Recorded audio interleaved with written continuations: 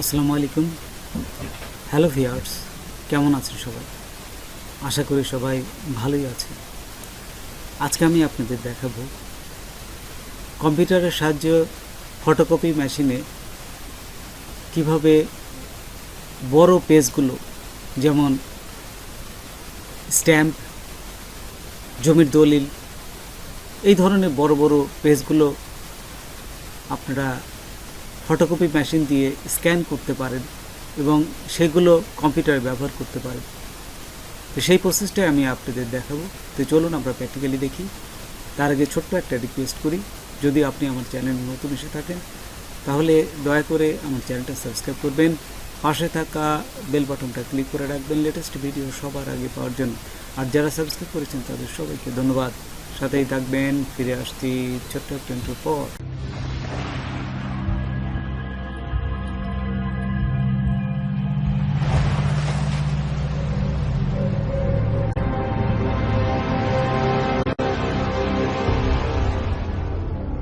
দেখুন, Adobe Photoshop যখন open করব তখন আমাদের এই ফটোকপি মেশিন থেকে যে স্ক্যানার অপশনটা আসবে, এইখানে এইভাবে থাকে ডায়ালগ বক্সটা।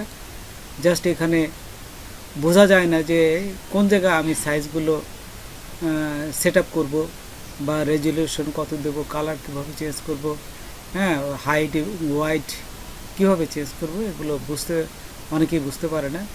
এইখানে হচ্ছে মেন জিনিসটা, এই যে দেখুন ডান পাশে ছোট্ট একটা এই যে চিহ্ন আসে, জাস্ট এখানে ক্লিক করতে হবে। এখানে ক্লিক করার সাথে সাথেই দেখুন যে এটা বড় হয়ে যাবে এবং এখানে সমস্ত কাজগুলো করা যাবে। এই যে স্ক্যান করার সাথে সাথে দেখুন এই তোশিবা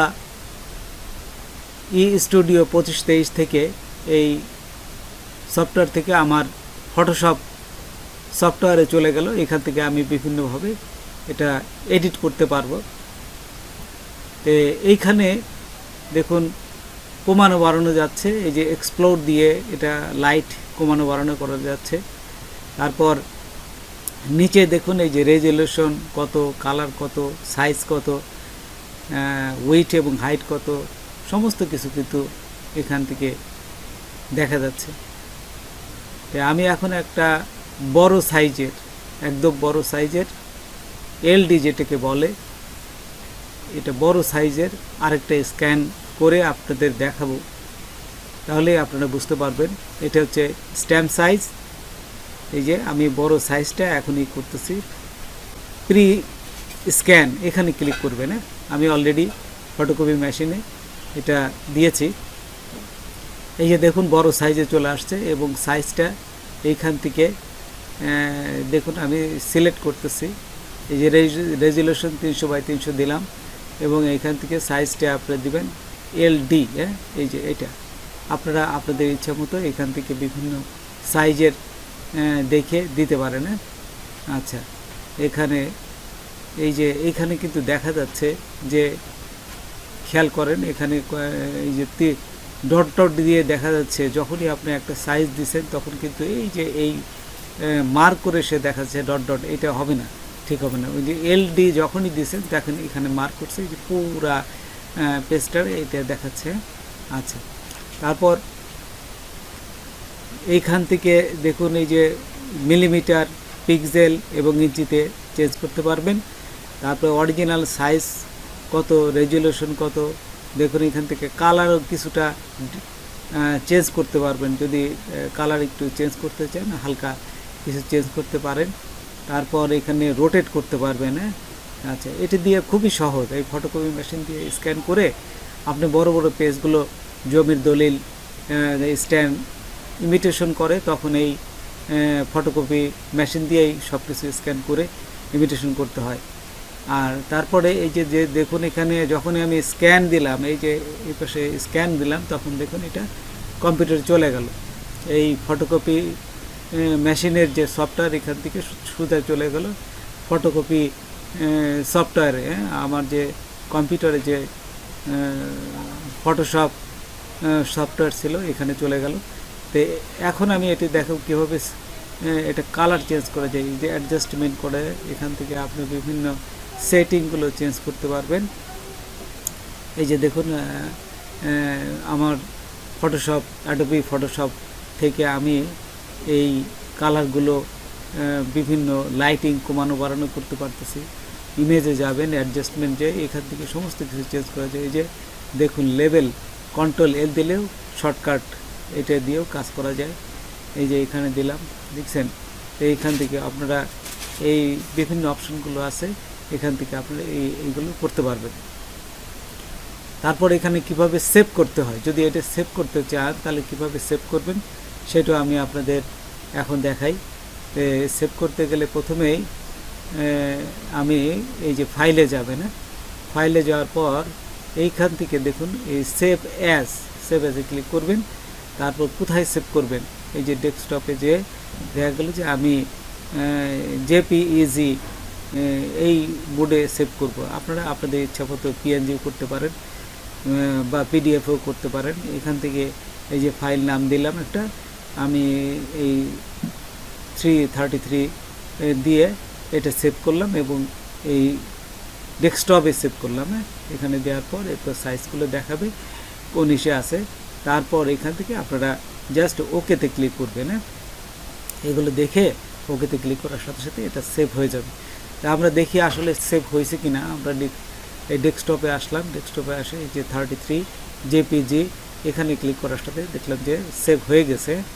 আচ্ছা, আমি এখন আপনাদের আরেকটা প্রসেস দেখাবো। এই যদি আপনাদের অ্যাডোবি ফটোশপ না থাকে সেই ক্ষেত্রে কি করবেন, আপনারা যখন এই ফটোকপি মেশিন কিনেছেন তখন একটা সফটওয়্যার দেয়, এই সফটওয়্যারটা আপনারা ইনস্টল করবেন।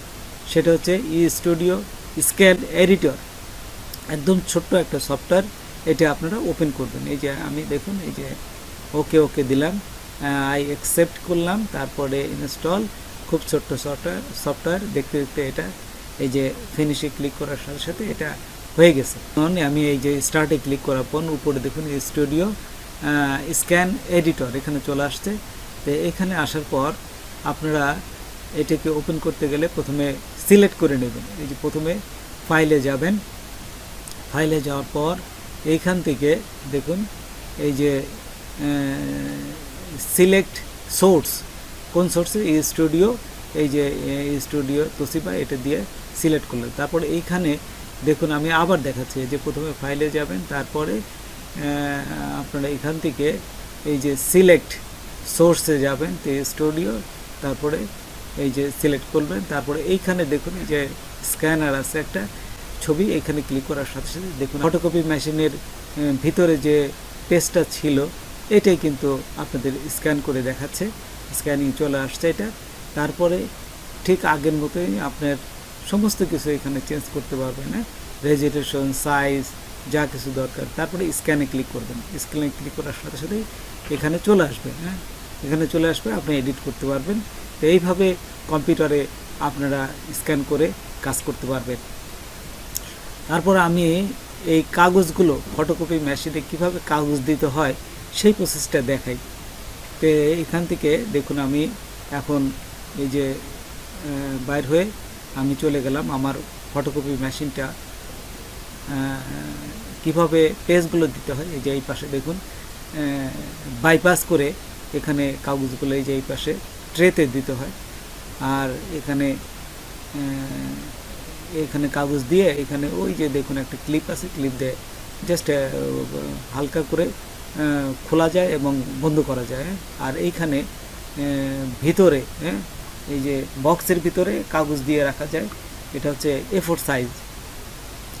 এই সাইজটা এখানে দিয়ে আমি যেভাবে কমান্ড দেব এই কমান্ড অনুসারে কাজ করবে। আচ্ছা, কাজ।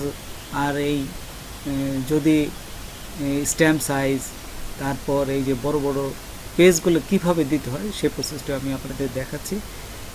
এই যে প্রথমে ডালাটা ওপেন করবেন, এই যে ফটোকপি মেশিনের ডালাটা ওপেন করবেন, এই যে দেখুন এখানে জাস্ট দিতে হয়।